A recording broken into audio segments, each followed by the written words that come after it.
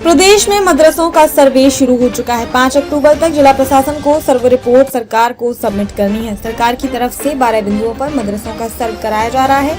सरकार के पोर्टल पर जो मदरसे रजिस्टर्ड नहीं है उनकी जांच की जा रही है। गाजियाबाद के महाराजपुर इलाके में जामिया अरबिया महराजुल उलूम नाम से पीछे करीब 25 सालों से मदरसा संचालित है। ये मदरसा मेरठ की एक सोसाइटी से तो रजिस्टर्ड है, लेकिन सरकार के पोर्टल पर अभी रजिस्टर्ड नहीं है। इस मदरसे में तकरीबन 250 बच्चे पढ़ते हैं।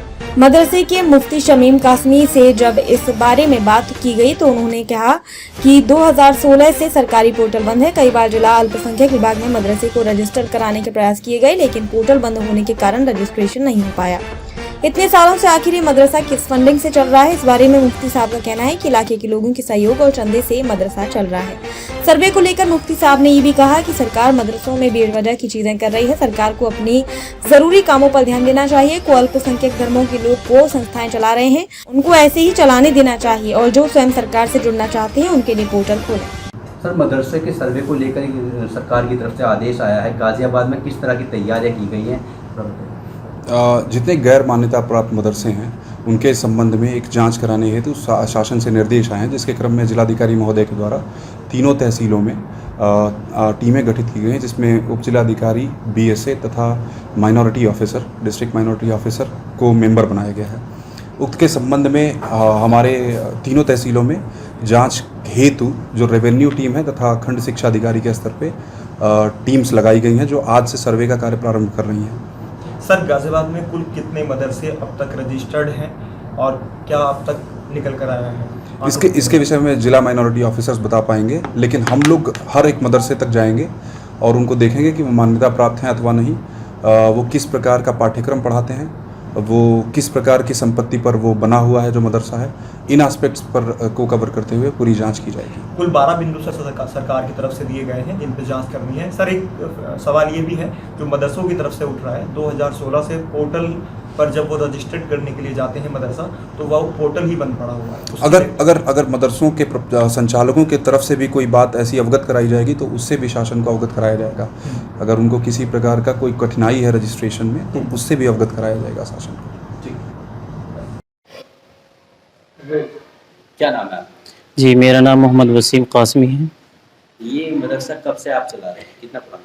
ये मदरसा काफ़ी पुराना है, लेकिन 2019 से इसकी सोसाइटी रजिस्टर्ड है। कितने बच्चे आपके मदरसे में? हमारे यहाँ 200 प्लस बच्चे पढ़ते हैं। क्या आपने कभी इसके मदरसे के लिए कोई रजिस्ट्रेशन कराया सरकार की वेबसाइट?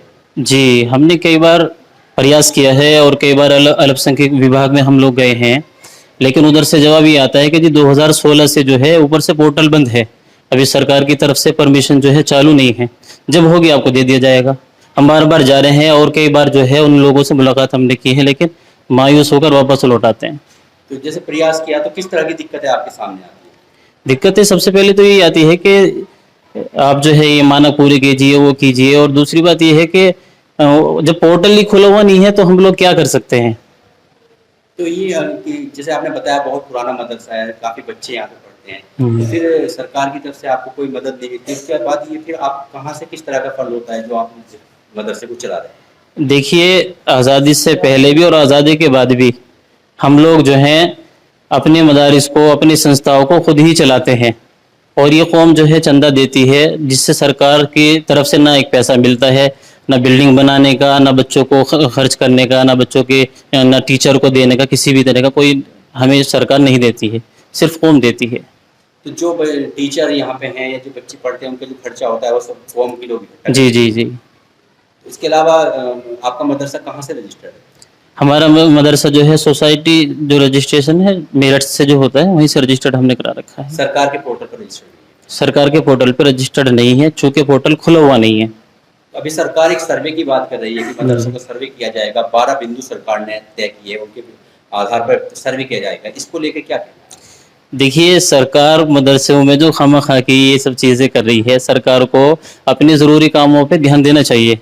और जो मदारिस कौम से चला रही है, अल्पसंख्यक जो भी और भी हैं, बौद्ध हैं, सिख हैं और दूसरे धर्म वाले लोग हैं, अपने इदारे चला रहे हैं, उनको इसी तरह उनको चलाते देना चाहिए। जो चाहता है कि सरकार से जुड़े, उनके लिए आप पोर्टल खोलें ताकि वो सरकार से फ़ायदा उठा सके सब लोग।